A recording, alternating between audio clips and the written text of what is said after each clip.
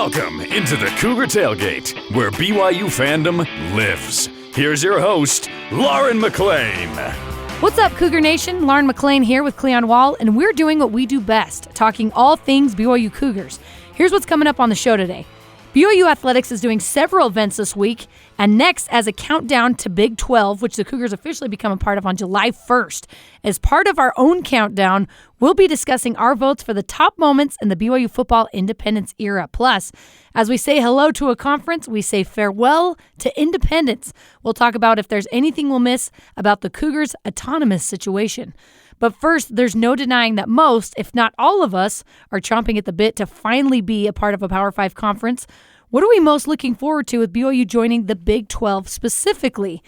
Cleon, how are you going to celebrate on July 1st when BYU officially joins the best conference in the USA? Wow, now that we're a part of it, you have to say that. That's a bold statement. You're saying that BYU is going to be part of the best conference in the USA. I feel like singing "I'm Proud to Be an American" or something like that, since it's going to be part of the heartland. I'm going to be celebrating in Austin, Texas. Okay, I'll be celebrating with a Gordo donut.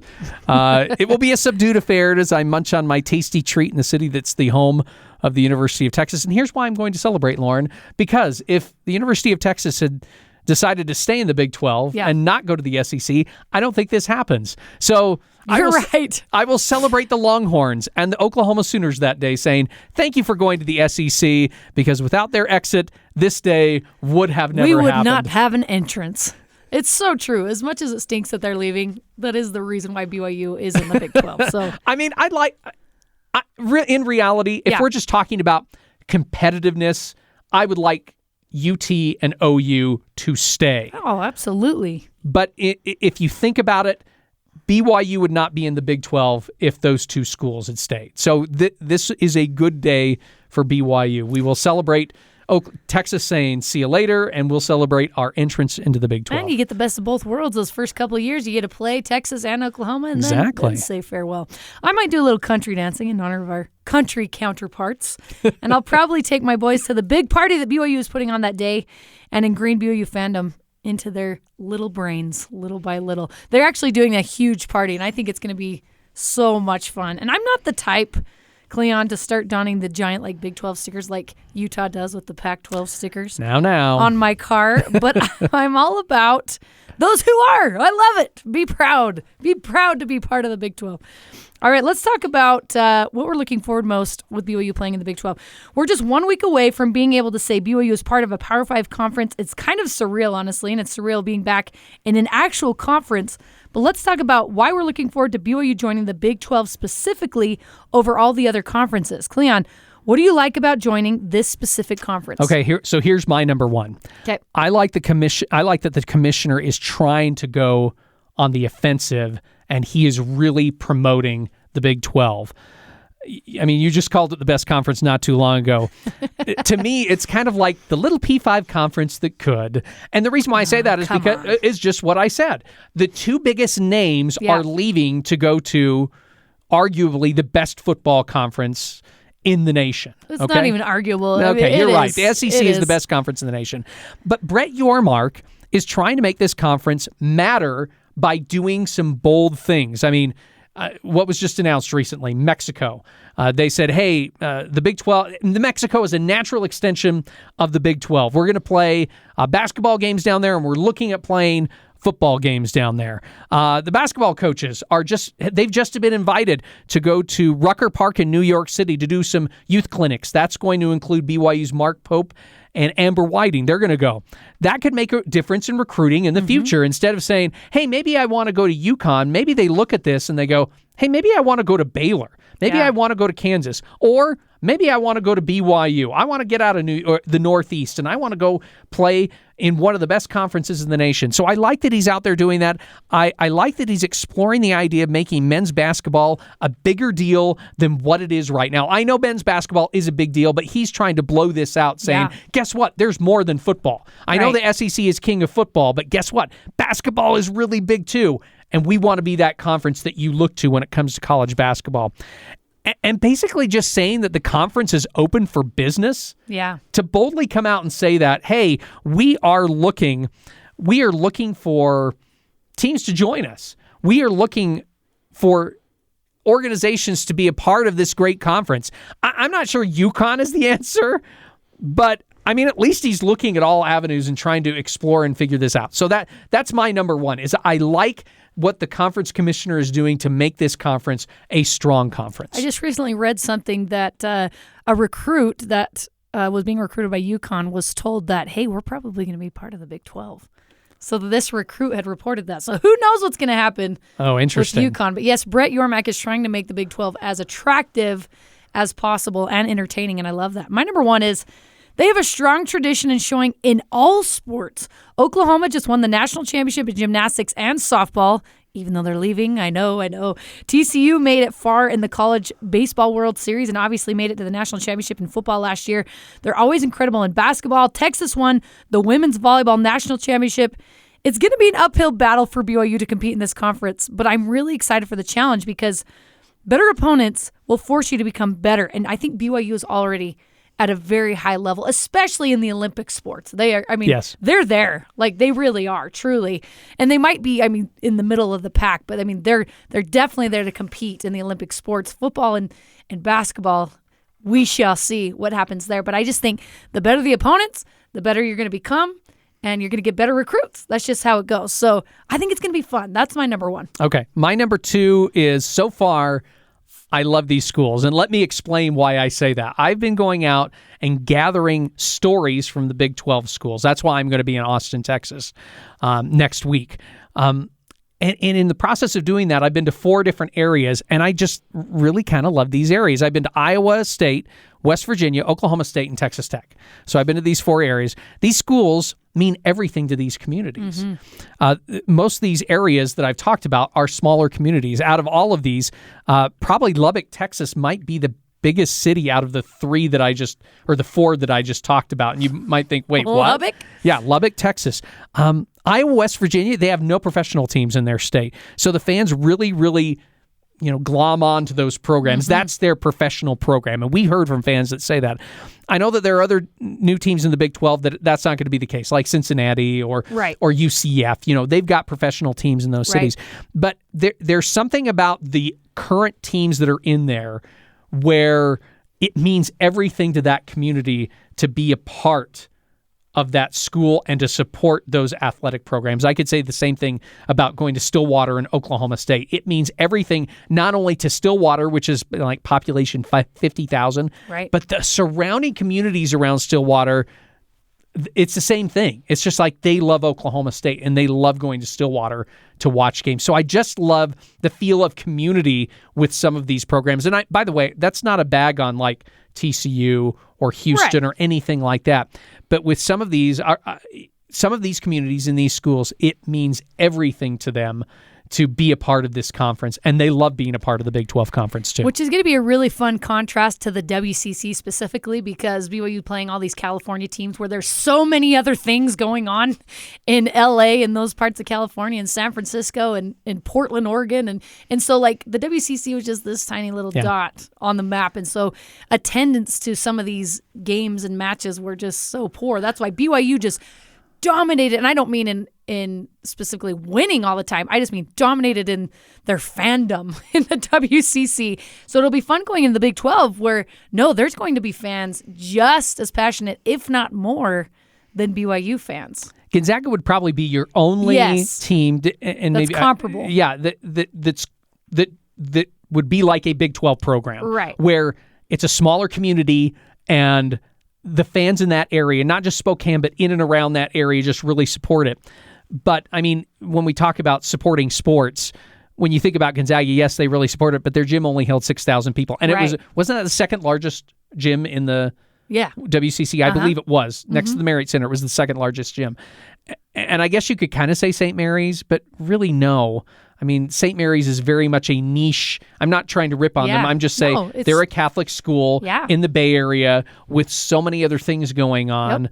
Yep. It's just a little bit different. 1,500 to 2,000 seat gyms is way different than going to I believe when we were at WVU just this past weekend, their Coliseum holds 14 or 15,000 people. And the town of Morgantown is only 30,000. So and they probably fill it up. And they fill it up because they get people coming in from neighboring communities, right? Because they love this team so much. So, yeah, it's cool to see these communities just embrace these teams and say, no matter where you are in the state. It was interesting from West Virginia fans. The West Virginia fans, they might support Marshall, but they kind of support WVU too, because they're the largest institution in the state. Right. And so they're kind of, maybe you don't find a lot of that, but you will find some of it. They might go to another university, but they also support WVU because they're the right. biggest state institution. Yeah, the Big 12 is going to be just a whole new beast for BYU fans when they're traveling. And that brings in my number 2. Fun places to travel to. We got big cities and you got rural towns like we were talking about. There's something for everybody. We've gotten used to consistently playing West Coast teams besides in football.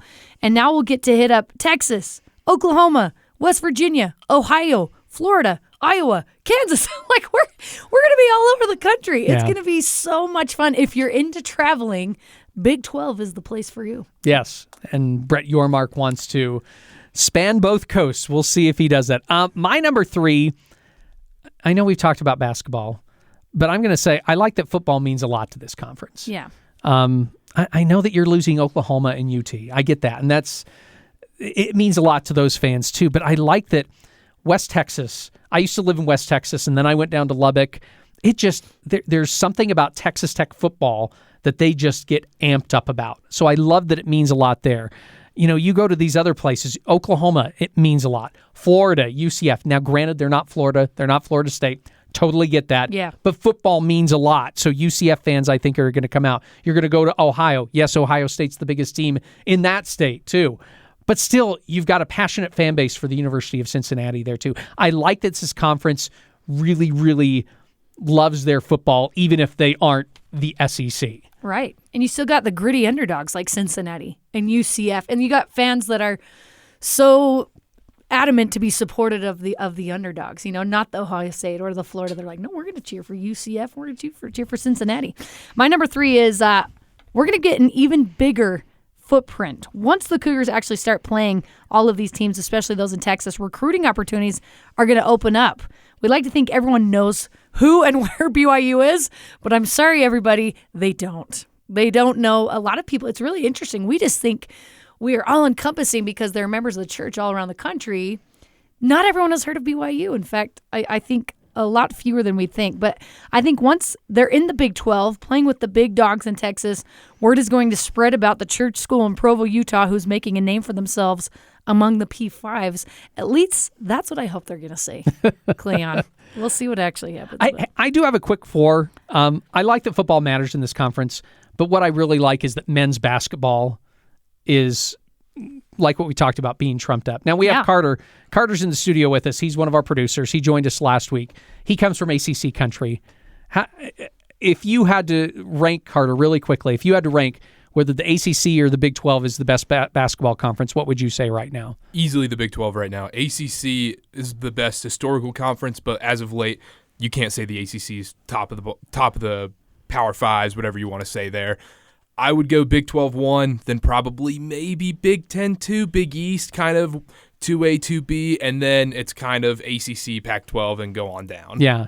It's interesting because I remember growing up, Lauren, and the ACC was the conference because you had North Carolina, you had Duke, and then if you wanted to, maybe I'm wrong in saying this, but if you take maybe a tiny step down, you got North Carolina State, and you had Virginia, and they've become, Virginia's a powerhouse. Virginia's become better as the years have gone along. They also were a historical powerhouse when they had Ralph Sampson back in the 1980s. So you think of that and you think basketball hotbed. You think of the Big Ten. You think of Indiana, and you think of Michigan, and you think of some of the great teams at Michigan State that they have. And Ohio State has had some good teams.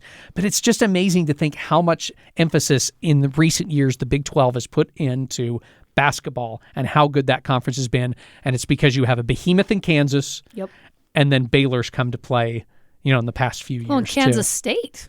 Kansas State has had good, solid programs. Yeah. Oklahoma State has had good programs, too. Texas. Yes, Oklahoma. It is almost top to bottom. For such a Houston now, who's joining the Big 12, has done fantastic in basketball. Exactly. For such a football-heavy area, it's amazing that the Big 12 has kind of turned into a really good basketball conference. That's what I would say about that. Now, Lauren, before we move on to the next thing. Well, I was going to say, I know you have some things you want to say that you dislike about the Big 12. Oh, man. You got to go there. Why do you got to go there? Do you have any reasons for disliking going to the Big 12? If you're looking for something negative, you're going to find something negative. Oh, so what you're saying is that I always look for the negative. I see what you're saying here. No. Ideally, would BYU fit better in the Pac-12? And I don't mean like mindset-wise, probably not, right? BYU fits better in the Big 12 because of its religious affiliates. But location-wise, geographically, it fits way better in the Pac-12. And it's going to be really expensive for fans to travel. It's going to be very unlikely that a lot of people from Utah are going to be heading to UCF year after year. That I would say that's the one negative about it. But okay. What do you think? That's probably my 1A, 1B. It's just geography. Yeah. The nearest team that you have in the Big 12 is Lubbock, Texas. And let me tell you, it's not easy to get to Lubbock, Texas. Yeah. Lubbock has a small airport. West Virginia, getting to that, you have to fly into Pittsburgh, Pennsylvania, and then drive about an hour south into West Virginia. And by the way, Morgantown is beautiful. But it's, again, some of these places are not easy to get to. Des Moines, Ames, Iowa, you fly into Des Moines, and then you have to travel 30 minutes. That's really not that bad. It's just long travel for, I'm going to say, the non-football teams. Yeah. It's a lot of travel for some of these teams, and I would rather see them play in the Pac-12. I'm going to say I'm a Pac-10 guy. Yeah. I lived in Oregon growing up, so I like the Pac-10, and I've said that before. I wish that BYU were playing the Pac-10 schools because they have a lot of history with Pac-10 schools, playing your Oregons, playing your Arizonas, your Arizona States, your UCLAs, your USCs, even though those two teams are leaving now. Yeah. But, I mean, there was history there, and I like that history of playing those teams. So it's kind of 1A, 1B. It's the travel. I like the history of BYU playing against old Pac-10 foes. And you could, if you wanted to say even Utah in there, there's something there too. But the other thing that is just, it's the specter of relevance. Is the Big 12 going to be relevant in 10 years' time? Since football... Is the Pac-12 going to be relevant? And no. Right? And that's the other thing too, is that are Utah and BYU in this area where it's just like, hey, we're pretty good, you should include us, but are they going to be included? Because now you have the SEC and the Big Ten, and who knows what's going to happen with the ACC too. I really don't know. Well, that's what I was going to say. It's those two conferences versus the world, right? I mean, that's what it comes down to. So I guess for me, it's the worry of the unknown, which I shouldn't be worried about. I'm really happy BYU is going into the Big 12. I just hope that it's sustainable and that we see, some fruit that bears fruit. Wow, that was really bad, but you know what I'm saying. Fruit that bears. Trees that bear fruit. I don't know. You know what? I'm off the rails here. We all know what you mean. Yeah. We all know what you mean. No, I think, it's going to be difficult for these. People are going to show up for football. BYU fans are crazy. That's what you forget, Cleon. BYU fans are crazy. They show up and they show out no matter where you are in the country, right? Like, it's just, they love their team. Members of the church are everywhere. I think as far as that goes, I think it's going to be okay. And I think it's really cool for BYU fans that are around the country to have the opportunity to go to these different schools, wherever they're at. I think it's safe to say that we're not going to miss Independence as a whole. Sayonara is what I say to Independence. It was stressful. I can't imagine how Tom Homo feels. I'm stressed. I was stressed. But there were certain aspects of having that autonomy that were kind of nice. Cleon, what, if anything, will you miss about being independent? Freedom to be able to go out and schedule whomever they wanted to schedule. Yeah. It's not like they were tied down to playing certain teams every single year. I know it's good to be in a conference. I could make another argument about something else about being in a conference, compared with Independence, but right. I just love the freedom. I mean, I love the excitement. It was fun to kind of see who they were going to play each season. Just think about last season. Look at this schedule. Oregon, Arkansas, Notre Dame, Stanford, Boise State, Baylor. I mean, we're talking what? How many different conferences there and another independent? We're talking they played teams from all over the nation, and it was fun to see them go in and play these teams. I enjoyed it. I liked that they were able to play so many teams from so many different conferences. I just enjoyed that. Even some of the smaller teams that they played, I liked going to play those teams too. I thought it was just a lot of fun. I know that meant there were fewer rivalries, but, it gave a sense of what it would be like to be a national team, like a mini national team, I guess you could say. I like that. And I like that ESPN valued the Cougars. Yes. That they said, we see value in you. Let's do a partnership here together. And I'm not talking about the money thing. I'm just talking about they saw the value and tried to promote them as much as possible. And we're talking about bowl games or early season games or whatever. I like that ESPN did that. We're not going to see that as much now because now they're just part of the conference. And then finally, if I'm going to go with the homerism here, I like that I could see a lot of games on BYUtv. And that's not going to happen now. Yep. I'm not going to get that. I'm not going to be able to see women's volleyball on BYUtv anymore because it's now going to be on ESPN Plus probably. Right. And I guess I got to get an ESPN Plus account if I want to watch those volleyball games, or I go to the ones at home and we'll see what happens to the ones on the road. But it's that. It's the fact that I'm not going to be able to see a lot of games locally on BYUtv for free. Yes, I'm a cheapskate. As most of us are. Truthfully. Yes, I'm really bummed about that as well, the BYUtv thing, because I feel like the production, not biased whatsoever, was honestly phenomenal. And anyone who watched it, even from other schools, talks about how great of a job BYUtv would do on those games. So, yes, that's going to stink. I think you never knew where the Cougars were going to play year to year, and it kept us on our toes, exactly like you said. It was kind of fun when Tom Homo would announce BYU was playing Tennessee or Notre Dame or USC or Wisconsin. Independence gave BYU the flexibility to play teams from all around the country, which gave fans from everywhere a chance to see the team play. So that is something I definitely will miss, because if you like a little bit of spontaneity, you loved BYU and Independence. What I did not like, Cleon, was that BYU played this really top-heavy schedule at the beginning of the year, and then towards the end they're playing these lesser teams. So if they had a strong showing in the beginning, and then they're getting beat by the UABs of the world that just kind of destroyed your whole season, and there was just nothing you were playing for. So that's obviously why you have to be in a conference. But yes, there are definitely some things we're going to miss. We're going to take a quick break, but when we come back, we'll have our top 5 moments in BYU's Independence era. This is Cougar Tailgate.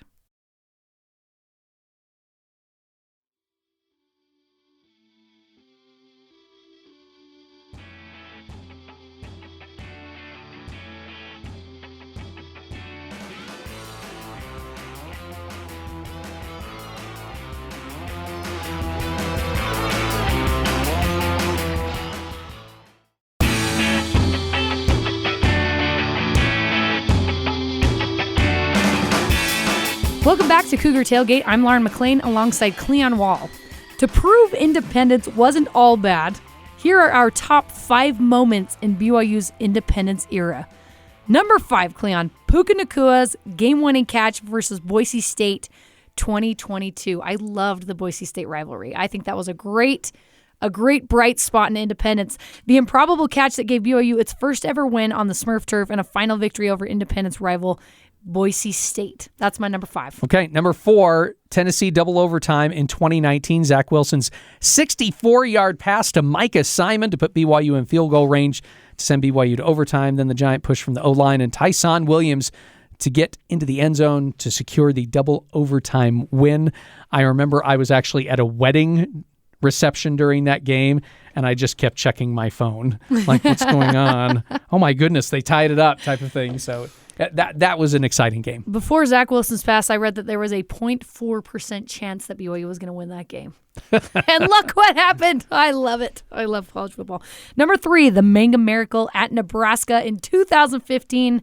Lest we forget, Taysom gets injured, and recently returned missionary Tanner Mangum comes in and chucks a Hail Mary to Mitch Matthews for the win. Fans were stunned. Bronco Mendenhall's victory dance was the most memorable part for me of that. He's doing his windy arm dance, and you rarely saw him show emotion. So that was such a great moment in Independence. I loved it. My favorite was when Taryn Houck hugs the referee. Oh, yeah, love it. I love when he hugs the referee after he's calling touchdown the referee, and Taryn Houck goes up and gives him a hug and then runs back. And the ref's like, do I call a penalty? What do I do? Yeah, exactly. By the way, could we say 3A the following week's Please. Hail Mary against Boise State? Could we? Let's just throw that in as 3A. Yes, because it's kind of nice. It was like a package deal of 2 Hail Marys. One of them won the game. Another one put BYU ahead. It was just kind of a fun 2 weeks to be a BYU football fan. Number 2, 2011 victory at Ole Miss. First game of independence and an SEC country. BYU pulls off the huge upset after scoring 14 points in the fourth quarter. Kyle Van Noy, man, he was the man. Amazing. Sacked the quarterback on 3rd and long, forced the fumble, recovered it for the go-ahead touchdown. That was a great way to start Independence. So it was that was the very first game of Independence. How cool is that? Even though it was 14-13 was the final score, it was still at the end you were really excited for the win. Because it's Ole Miss. Come on. All right, number 1. Taysom Hill versus Texas in 2013 and 2014. 2013, he and Jamal Williams rushed for 441 yards in the win. Bleacher Report later called it the game that changed Texas football. That has to be number 1 because they were just on top of the world. And then seriously, BYU beats them. And Mac Brown gets fired, and they just go downhill. And then BYU beats Texas in Austin 41-7 the next year with the famous Taysom leap. See? Good things in Independence. I love it. All right, hit me with some honorable mentions. Honorable mentions. BYU finally beats Utah in 2021 after 9 straight losses. Yeah, that was a long time. Yeah. BYU defeats ASU 27-17 in 2021. The noise inside the stadium. Everyone talked about how loud it was inside the stadium. And then Tyler Allgeier's amazing punch out. So good. After Jaron Hall threw an interception, and then they ended up recovering the ball. And Jaron Hall recovered. Yeah, exactly. The fumble. Number 3, BYU beats USC and current Cougar quarterback Keaton Slovis in 2019. And then 2016. Okay, I threw this in here just because it was an exciting game, not so much the opponent. BYU beats Toledo 55-53. That game was so much fun, and Jamal Williams just ran all over the place on awesome Toledo's in that defense. Game. I was sideline reporting that game for BYUtv, and I was like falling asleep. We definitely went past midnight. We definitely went into the Sabbath of that Toledo game. All right, let's bring in Carter for some Independence trivia, which we may or may not be absolutely terrible at. I also added some WCC trivia as well. Ooh, okay, perfect. Good. All right, let's get things going. Let's start with Lauren first. Oh no, here we go. This one should be easy. What was the don't say that. It should be easy. Okay, let's hear What it. was the highest ranked home win during the Independence era in football? Highest ranked home win. Yep. Oh, because I think Wisconsin number 6 was on the road. Highest ranked home win during Independence. I need to know this. Was it USC? Baylor. Well, crap. That Baylor. was just last year. It was Baylor. There you go. Last season. Well, don't say it was easy because I missed it. All right, Cleon, kind of along the same lines. What was the highest ranked away win during the Independence era? Well, I just gave it to you. Lauren just gave gave it it to away. me, so we'll say Wisconsin. Yeah, exactly. They were number 6, right? Yes, All yes, right. they were. And let's move on. Let's do WCC real quick. Okay. So we're going to do a little over-under. Over-under BYU wins against Gonzaga, 6.5. Under. Cleon. I'm going to go over. It was under 6 wins. Woo! Oh, man. Oh, Six yeah. wins. Not know That that. was a tough one. All right, over-under, 10.5 wins versus St. Mary's. I'm going to say under. Yeah, it was 10. It was 10. Oh, you're putting them close. You're really All right. testing us here. Last 2. Which team did the Cougars have the most victories against during their time as an independent? The most victories against. Mm-hmm. Okay, so they played Boise State the most. Ooh, that you could include Utah State in there, too. Oh, and Utah. Oh, it's got to be Utah State. It's Utah State. Yeah. Good job, Cleon. Boise State and Hawaii, I believe, are tied for second. Okay. And then Idaho State's right behind them. Woo! Bengals! And then last one, true or false, BYU won consecutive bowl games during their time in Independence. True. What years? Did they win consecutive bowl games? Mm-hmm. Let's see. It was 2019 and 2020. They lost in 2019. Oh, crap. It was 16 So it's got to be and 17. before that. 2011 and 2012. I was going to say it wow. probably was early on. It's probably Bronco Mendenhall. Okay. There you Well, go. Carter, thanks for making us look stupid. My pleasure. We appreciate you coming on. All right, guys, and that does it for us today. You can join the Cougar Tailgate wherever you get your podcasts, on Apple, TuneIn, Stitcher, Spotify, or on BYURadio.org. Cougar Tailgate is a production of BYU Radio.